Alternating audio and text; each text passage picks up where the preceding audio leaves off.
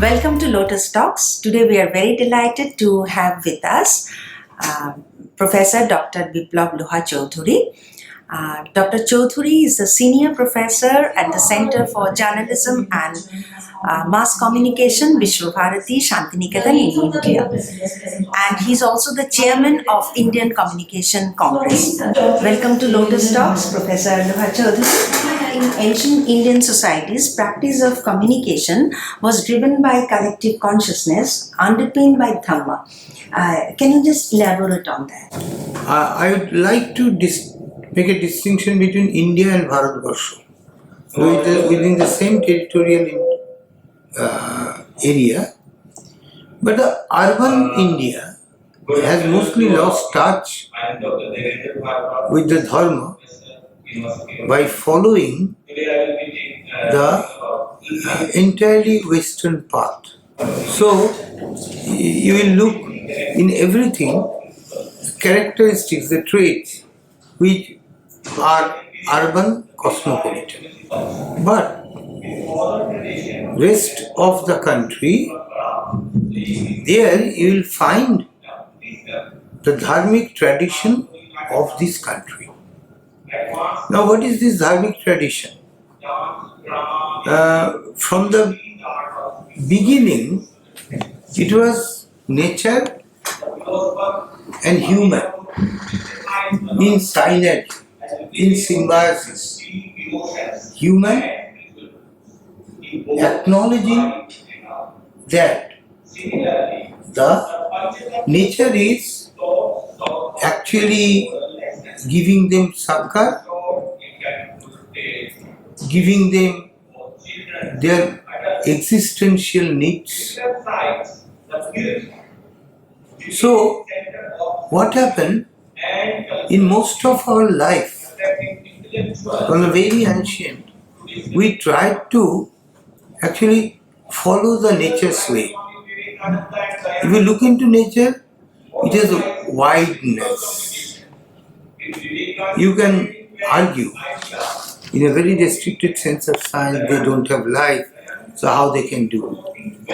But our country believed from the very beginning our acknowledgement to the nature, acknowledgement to the energy, then actually our ethical standing, the capacity to discriminate between what is right, what is wrong, what can expand our mind, what can expand our way of working with people. If we look into the communication tradition of India, it has actually become the significant core of these all activities together, which we call dharma. And this dharma is being conceptualized on the basis of reality in many ways. Affairs of the society, affairs of the state, economic activities. For all these, that type of activities which will infuse all our worldly activities with a higher idea, what we call spirituality. What is that spirituality of India? We call it Adhyatmikata. It starts with I, but then says, these I exist because all exist. So this I feels relatedness to all, and from that relatedness, it serves all. Our communication was always sort of a complete phenomenon of participating in all worldly and otherworldly activities, in feeling of and celebration of interconnectivity. So this type of spirituality actually infused all types of media in the consultative process, in the case of our community media like folk media, our group communication practice, our performing arts, our visual So, what are the arts. 4 fundamental axioms of communication?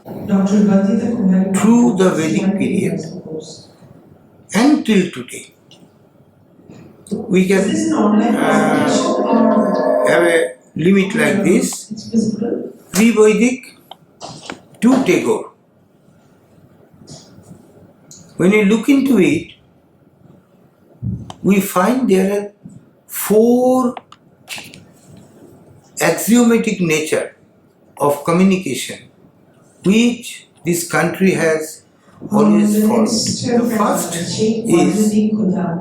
communication is ubiquitous. Communication is ubiquitous, never ending. First. The second axiom is communication is ever mutant. Means it always changes. You need to, on the basis of this, to be actually plan how you would respond to people. We have from the very beginning in the Rig Veda formalized this entire structure of communication into 4. One is para, means consciousness. This is one axiom of communication. If a communication does not arise in your consciousness of this entirety, then it is a broken communication. It would create conflicts. On the other hand, if your consciousness is clear, your communication can solve many problems which others feels that cannot be solved. The 4th axiom is when you know that communication is ever mutant, communication is ubiquitous and never being completed, and it arises in consciousness. In fact, it is the crystallized consciousness which takes form of your communication, maybe verbal or non-verbal. Then you realize that communication is the most significant core of human action, which actually makes all our activities qualify us as human beings. Now, what are these activities? Say, you raise a family, you have a relationship, you go to an education institution, you conduct business or job, you perform different cultural functions, you inspire people, inform people and offer them knowledge through media, you are in politics, and you are in many other spheres in your life.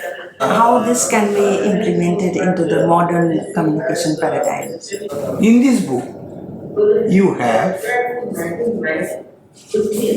within its covers all the different writings. Now, any one of these writings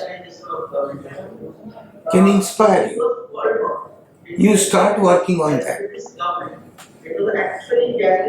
Right? And then you go on telling people how it changed your life. And you become a messenger. So your communication never ends. India government has brought a new education policy. So in that policy, in that education system, is there any room to bring the modern communication studies, its paradigms and its policies into the education system? If you consider modern means the mass media, Modern means the AI only.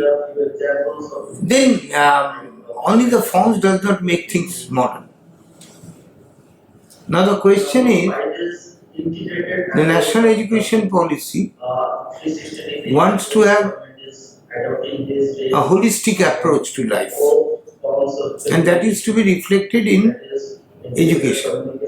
So today's education in any class cannot be only say book based, mimicking based, or cramming based, because our purpose is to have a complete man, starting from preschool period to the highest period through a graduated development. The new education policy is not averse to modern education technology or ICT. It's not averse. It only calls for how these to be seamlessly integrated.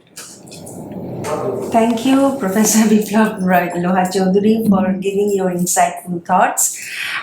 He has traveled through some interesting bends, and he has shown us what we call today as modern communication philosophy.